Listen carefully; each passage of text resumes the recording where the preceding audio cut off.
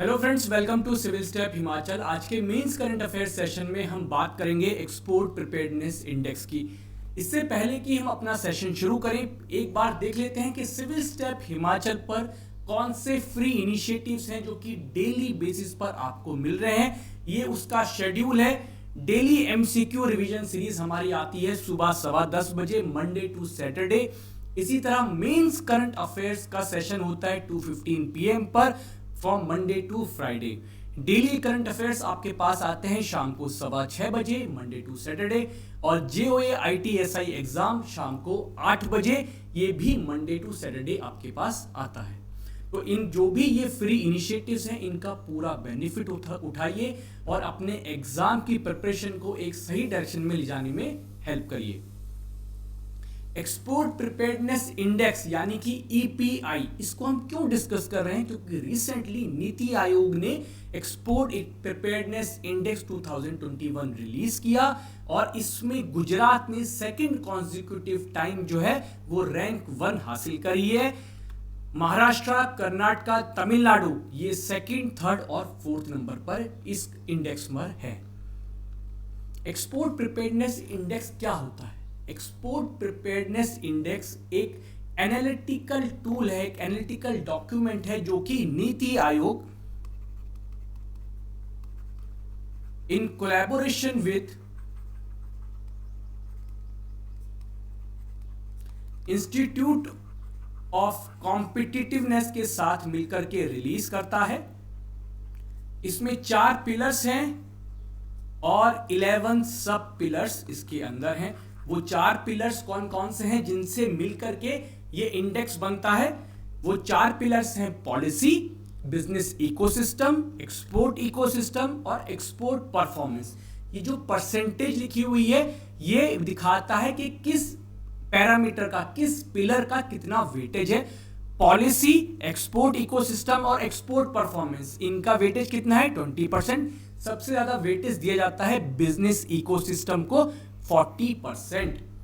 इसके सब पिलर्स कौन से हैं? पॉलिसी में अगर आप देखें तो सब पिलर्स है एक्सपोर्ट प्रमोशन पॉलिसी और इंस्टीट्यूशनल फ्रेमवर्क।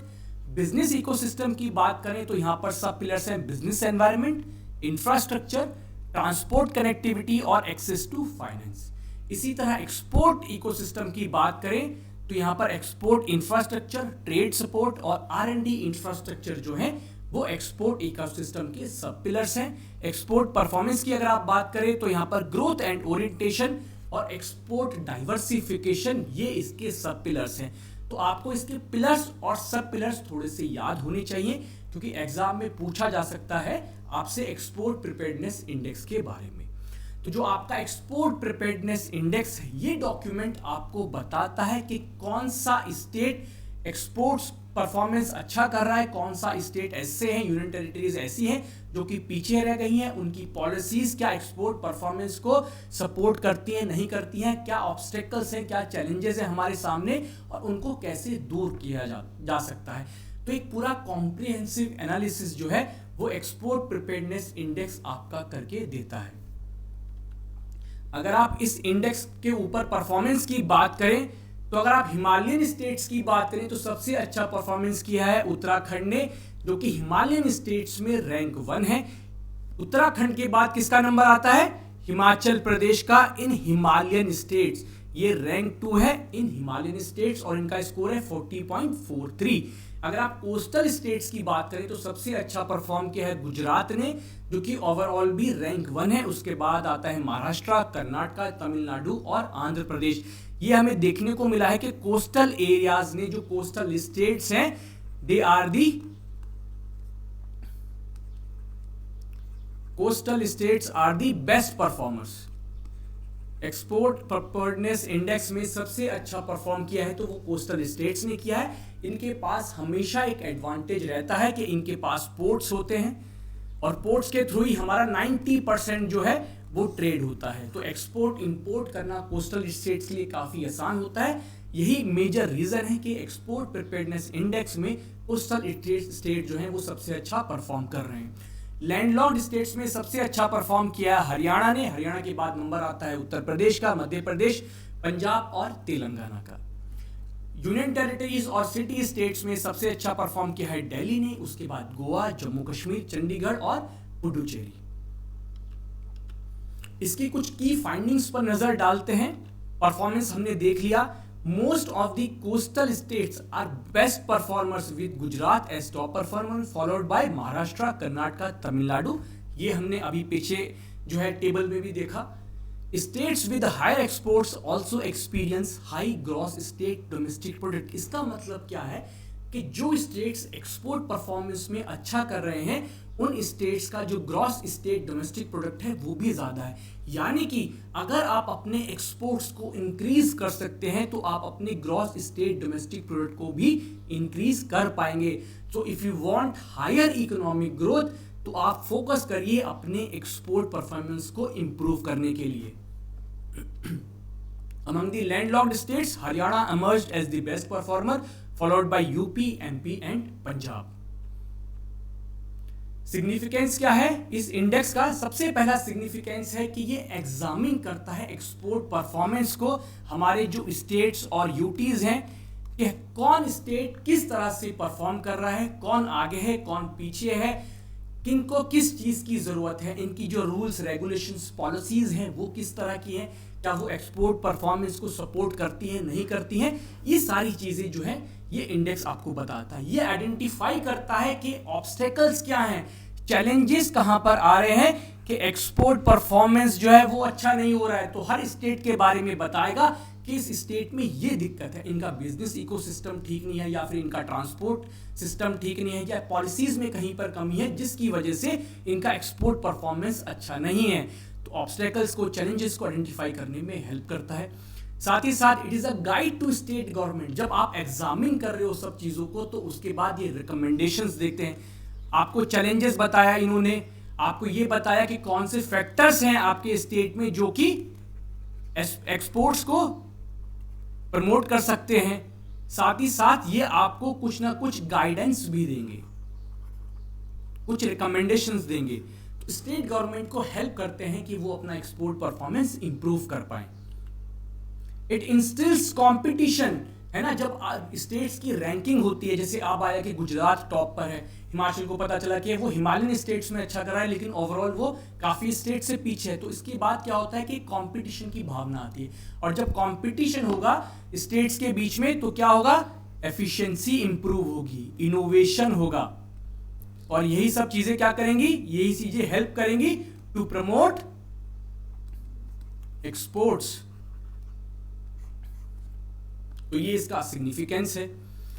अब कुछ चैलेंजेस इसने आइडेंटिफाई किए हैं इंडियन एक्सपोर्ट में, जो कि आप कहना चाहिए कि हर स्टेट के लिए ऑलमोस्ट वैलिड है। ऑल इंडिया लेवल पर जो मेजर चैलेंजेस निकल के आए हैं, सबसे पहला चैलेंज है हमारा एक्सपोर्ट इंफ्रास्ट्रक्चर। इसमें इंट्रा रीजनल और इंटर रीजनल वेरिएशंस जो है वो देखने को मिली है।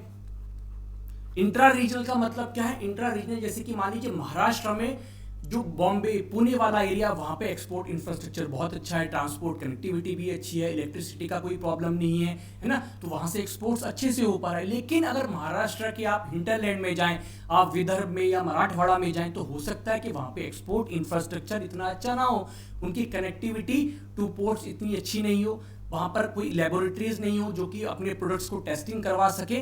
तो इस तरह से इंट्रा रीजनल डिफरेंसेस भी हैं और इंटर रीजनल जैसे कि साउथ इंडिया में या कोस्टल एरियाज में एक्सपोर्ट इंफ्रास्ट्रक्चर ज्यादा अच्छा है as compare to landlocked states.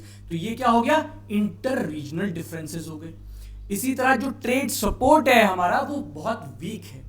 Trade support होने का क्या मतलब होता है कि सपोर्टिंग आपको पॉलिसीज चाहिए होती हैं, सपोर्टिंग आपको इंफ्रास्ट्रक्चर चाहिए होता है। जैसे कि अगर बात करें एक्सपोर्ट्स, तो आपको क्या चाहिए, आपको लेबोरेटरीज चाहिए जहां पर कि आप ये टेस्ट करवा सकें कि आपके प्रोडक्ट्स जो सारे पैरामीटर्स हैं एक्सपोर्ट्स के, क्वालिटी के, क्या उस पर खरे उतरते हैं, क्या वहां पर पैकेजिंग की फैसिलिटी अवेलेबल है, क्या जो आपकी पॉलिसीज हैं वो सपोर्ट करती हैं एक्सपोर्ट्स को, क्या वहां पर मार्केटिंग की सफिशिएंट फैसिलिटीज हैं, कुछ मार्केट यार्ड्स हैं, क्या बाइंग हाउसेज वहां पर एस्टेब्लिश्ड हैं। तो आपको एक जो सपोर्ट सिस्टम होता है उसको स्ट्रेंथन करने की जरूरत है। Lack of R&D support, R&D support पे कहां पे जरूरत पड़ती है, जब कॉम्प्लेक्स प्रोडक्ट्स आप एक्सपोर्ट कर रहे हैं, मान लीजिए कोई मशीनरी है जो बहुत ही कॉम्प्लेक्स है, या फिर कोई ऐसी चीज़ है, कोई केमिकल है जो कि बहुत कॉम्प्लेक्स है, जिसको बनाना इतना इजी नहीं है, तो ऐसे कॉम्प्लेक्स प्रोडक्ट्स को एक्सपोर्ट करने के लिए आपको R&D की ज़रूरत होती है कि आप उनकी एफिशिएंसी, उनकी कॉस्ट जो है वो रिड्यूस कर पाएँ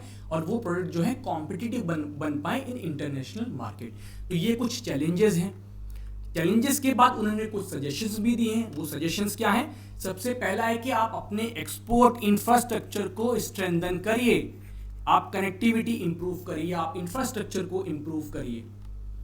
एक्सपोर्ट डाइवर्सिफिकेशन, यानी कि जो आपके बास्केट है गुड्स और सर्विसेज का, आप इसको भी वाइडन करिए। आप सिर्फ ये नहीं कि सिर्फ एग्रीकल्चर एक्सपोर्ट्स कर रहे हैं, आप एग्रीकल्चर भी एक्सपोर्ट करिए, आप हैंडीक्राफ्ट एक्सपोर्ट्स करने की कोशिश करिए, केमिकल्स एक्सपोर्ट करने की कोशिश कीजिए। तो जो बास्केट है गुड्स एंड सर्विसेज का जो आप एक्सपोर्ट कर रहे हैं उसको डाइवर्सिफाई करिए। साथ ही साथ जो डेस्टिनेशन है जहां पर आप अपने प्रोडक्ट्स को एक्सपोर्ट करते हैं उनको भी डाइवर्सिफाई करने की कोशिश करिए। मान लीजिए आप सिर्फ गल्फ कंट्रीज में एक्सपोर्ट करते हैं, तो आप कोशिश करिए कि आप यूरोप में एक्सपोर्ट करें, आप ऑस्ट्रेलिया में एक्सपोर्ट करें, आप लैटिन अमेरिकन कंट्रीज में एक्सपोर्ट करें। तो डाइवर्सिफिकेशन की जरूरत है। एम्फेसिस ऑन की स्ट्रेटेजीज, आपको कुछ पर्टिकुलर चीजों पर फोकस करना है, जैसे कि एक्सपोर्ट इंफ्रास्ट्रक्चर है, आपको इस पर फोकस करना है, आपको पॉलिसीज पर फोकस करना है, आपको R&D पर फोकस करना है, आपको पैकेजिंग पर फोकस करना है। तो ऐसी कुछ की एरियाज हैं जहां पर आपको फोकस करने की जरूरत है, क्योंकि जब इन एरियाज पर आप फोकस करेंगे तभी जो है आपके एक्सपोर्ट जो है एकदम जो है अचानक से वो इंक्रीज हो पाएंगे। प्राइवेट प्लेयर्स को इन्वॉल्व करना बहुत जरूरी है और हर स्टेप में आप प्राइवेट प्लेयर्स को इन्वॉल्व कर सकते हैं, चाहे वो R&D हो, चाहे वो पैकेजिंग हो, चाहे वो मार्केटिंग हो। हर जगह जो है आप प्राइवेट प्लेयर्स को इन्वॉल्व कर सकते हैं और करना चाहिए, तभी जो है आपके एक्सपोर्ट जो है वो इंप्रूव हो पाएंगे। तो ये था एक्सपोर्ट प्रिपेयर्डनेस इंडेक्स। अब मैं आपको बता देता हूं कि सिविल स्टेप हिमाचल की जो फ्री इनिशिएटिव्स हैं और कुछ पेड इनिशिएटिव्स हैं। फ्री इनिशिएटिव्स जो वीकली शेड्यूल है, उसके अलावा भी कुछ फ्री इनिशिएटिव्स हैं, जैसे कि HP इकोनॉमिक सर्वे के लेक्चर्स नोट्स आपको फ्रीली अवेलेबल मिल रहे हैं, करंट अफेयर्स एक मैगजीन आपको मिलती है मंथली। इसी तरह हिमाचल प्रदेश जीके के जो बेसिक नॉलेज है वो आपको मिलती है, मेंस आंसर राइटिंग प्रैक्टिस हम लोग करवाते हैं और ये बिल्कुल फ्रीली अवेलेबल है। पास्ट ईयर क्वेश्चन पेपर का डिस्कशन, HP जीके की MCQ रिवीजन सीरीज आपको हमारी वेबसाइट पर और यूट्यूब चैनल पर मिल जाएगी। इसी तरह पेड इनिशिएटिव्स की बात करें तो HPAS के लिए ऑफलाइन और लाइव कोर्स जो है वो 13 मई से स्टार्ट हो रहा है और इसकी फीस है सिर्फ 60,000 रुपीज। इसी का जो ऑनलाइन कोर्स है उसकी फीस है सिर्फ 25,000 रुपीज और ये 28 मई से शुरू हो रहा है। NT और अलाइड के लिए ऑनलाइन कोर्स स्टार्ट हो रहा है 16 मई से और इसकी फीस है 12,500 रुपए। JOA IT कोर्स और SI फुल कोर्स की जो फीस है वो है सिर्फ 6,500 रुपीज। इसके अलावा आपको HPAS के लिए मेंस और प्री की टेस्ट सीरीज मिल जाएगी, NT अलाइड की टेस्ट सीरीज मिल जाएगी, सोशियोलॉजी ऑप्शनल की टेस्ट सीरीज भी आपको यहाँ पर मिलती है। तो ये हमारे सारे जो है पेड इनिशिएटिव्स हैं। अगर आप फीस देखें तो ये बहुत कम है as compare to other institutes और जो क्वालिटी हम आपको प्रोवाइड करते हैं। Thank you so much friends. Next lecture में मिलेंगे फिर से एक नए करंट अफेयर टॉपिक के साथ। Thank you.